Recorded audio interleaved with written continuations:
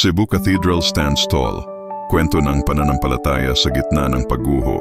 Sa gitna ng abo at alikabok ng trahedyang yumanig sa Cebu, isang gusali ang nanatiling matatag, ang simbahan ng Santo Niño o mas kilala bilang Cebu Cathedral.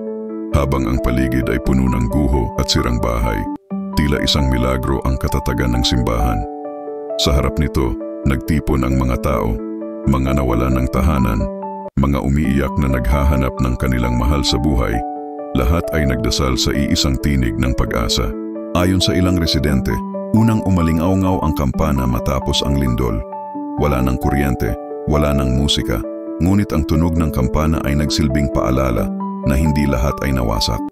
Ito ang tanda na may Diyos pa ring nagbabantay sa atin. Wika ni Aling Marites, isang deboto na araw-araw dumadalaw sa altar kahit puno pa ng bitak ang pader. Maging ang mga rescuer at voluntaryo ay pansamantalang tumigil sa kanilang trabaho upang manalangin. Sa bawat kandilang sinisindihan, muling nabubuhay ang diwa ng pagkakaisa.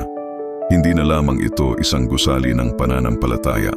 Naging simbolo ito ng katatagan ng mga Cebuanong hindi sumusuko kahit sa gitna ng unos. At sa pagsikat ng araw sa sumunod na umaga, habang unti-unting nagliliwanag ang langit ng Cebu, ang imahe ng Santo Niño ay kumikislap sa altar, tila nagsasabing, babangon ang Cebu dahil buo pa rin ang kanilang pananampalataya.